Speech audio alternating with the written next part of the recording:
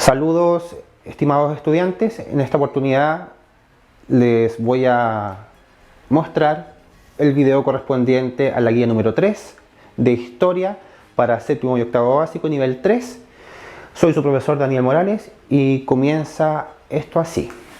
¿De qué vamos a hablar? Vamos a hablar de 5 temas distintos. Primero, de las evidencias de las generaciones pasadas en la Tierra. La línea de tiempo, qué es lo que es una línea de tiempo y cuál es su historia.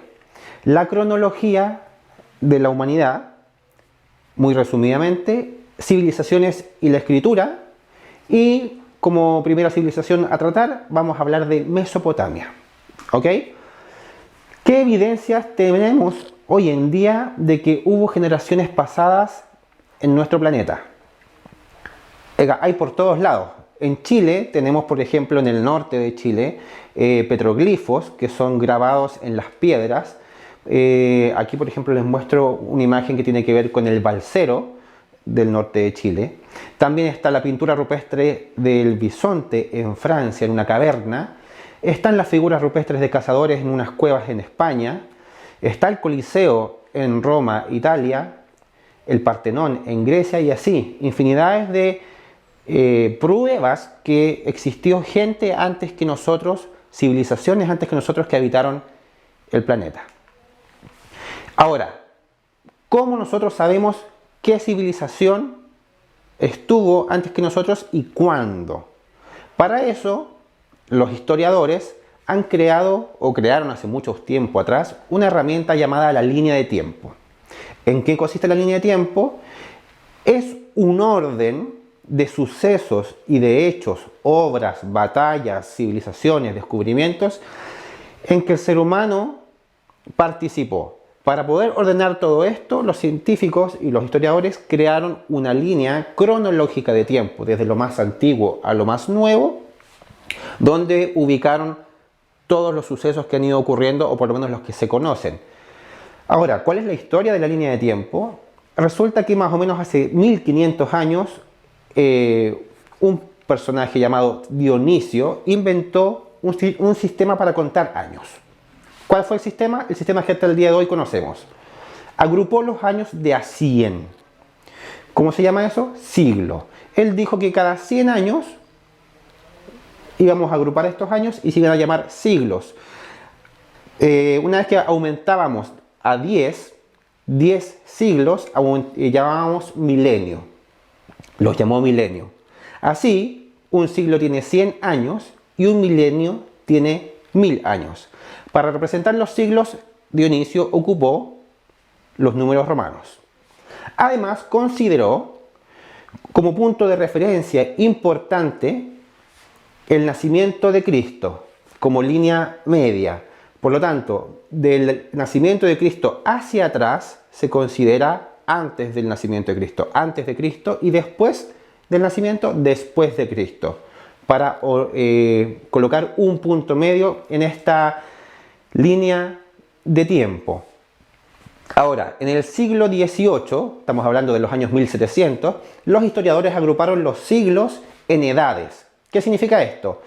Las edades son periodos de tiempo importantes que varían en su cantidad de años dependiendo de los sucesos que ocurrieron en la misma línea de tiempo. Generalmente son marcados por sucesos importantes que quiebran una línea de desarrollo en historia para pasar a otra. Por ejemplo, aquí les voy a mostrar una línea de tiempo de la historia de la humanidad. Está dividida en dos, ya que es muy extensa. Pero, por ejemplo, podemos ver que está la prehistoria, que es lo considerado antes de la historia, y está la historia. Podemos ver más abajo que están las edades. Edad de piedra, edad de los metales, y ahí vamos a detenernos un poco. ¿Por qué se hace esta división de edades? Como ejemplo, antes, en la edad de piedra, solamente se trabajaba todo lo que tenía que ver, como dice el nombre, con la piedra, hasta que los seres de ese tiempo descubrieron el fuego. Al descubrir el fuego pudieron trabajar con metales. Ese suceso importante marca una división de edad a otra. Esa es la diferencia. Varían en tiempo, no son exactos como los siglos que son cada 100 años o como los milenios que son cada 1000. Va a variar dependiendo de cuánto demore cada cultura en ocurrir o desarrollarse un suceso importante. Ahora, entendiendo lo que es una línea de tiempo, vamos a marcar como hecho importante algo que hasta el día de hoy nos define, que es la escritura. Primero, para poder entender la escritura, tenemos que saber lo que es una civilización, o lo que consideramos como civilización. La civilización es una sociedad que emplea o utiliza la escritura. Si un grupo de personas utilizan la escritura, es considerado civilización, civilizados. La escritura se generó en las ciudades. Por lo tanto, las sociedades, las civilizaciones son sociedades que se han creado en las ciudades complejas, donde existieron palacios, templos, leyes y por lo tanto un Estado. ¿Qué es un Estado? Un Estado es un concepto primero político, que se refiere a la posición de la sociedad en un territorio determinado como nación, dentro del cual se toman decisiones y se hacen cumplir. ¿Mediante qué, por ejemplo? Mediante las leyes. Cerca del 3000 a.C. surgen los primeros estados, donde en Mesopotamia y en Egipto. Ahí estaba presente la escritura. ¿Dónde estaba presente la escritura? ¿Todos sabían escribir? No. ¿Quién manejaba la escritura? Principalmente la manejaban los templos, donde estaban generalmente los monjes, y la clase alta, llamada o conocida generalmente como la burocracia. No es el mismo concepto que hoy manejamos de burocracia. La burocracia en ese tiempo era considerado la clase alta, que tenía ciertos... ¿Para qué se utilizaba? Principalmente para negocios y para leyes.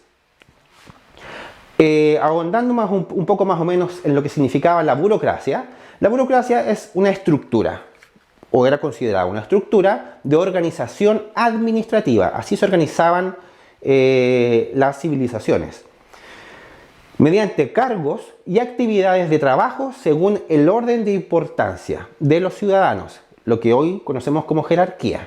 Entre más alto estaba el ciudadano en la jerarquía, mayores privilegios tenía y pertenecía a la burocracia. ¿Ok? Entendiendo que las primeras civilizaciones que utilizaron la escritura, como Egipto y Mesopotamia, vamos a ahondar un poco en lo que tiene que ver con Mesopotamia. ¿Qué o quiénes eran la sociedad de Mesopotamia? Primero, veamos de dónde viene esto. Los griegos llamaron a Mesopotamia a un conjunto de regiones en el continente asiático que se encontraban aproximadamente entre el río Tigris al este y el Éufrates al oeste.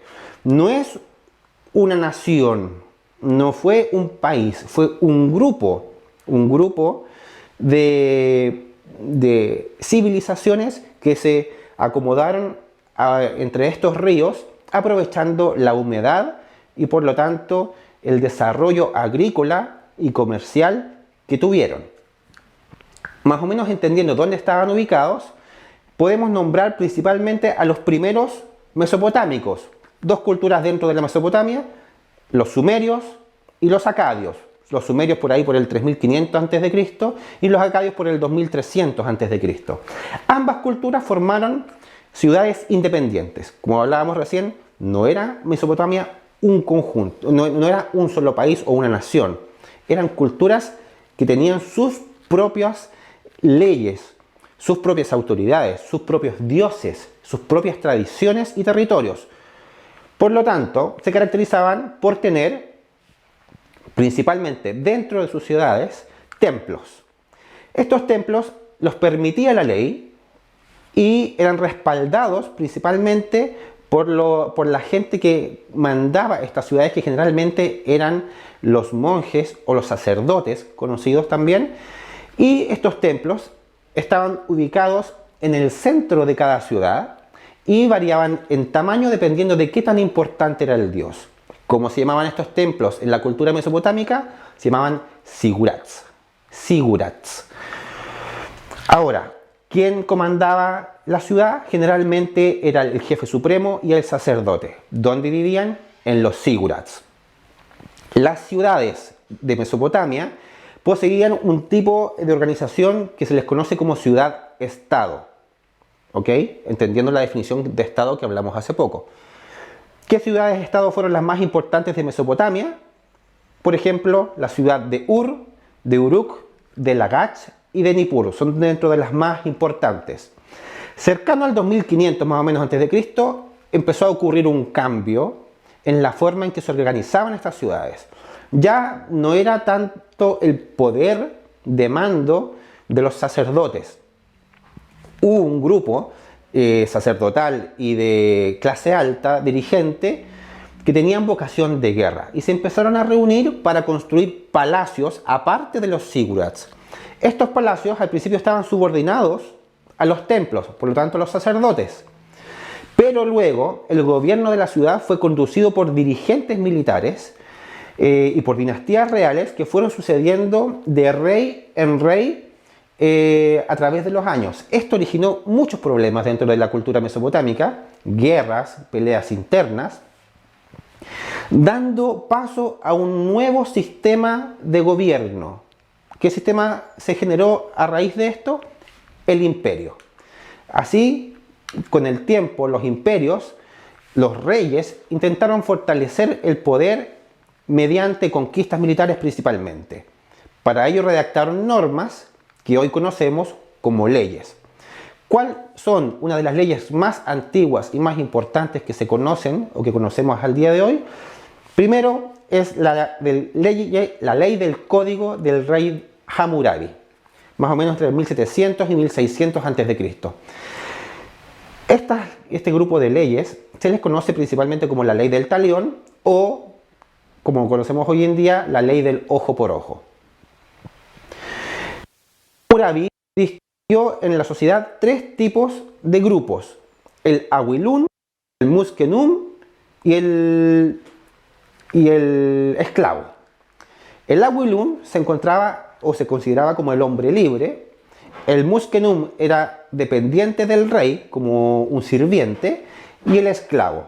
Es importante entender que el Awilun, que era hombre libre, no podía caer en la esclavitud, no podía bajar al último escalafón.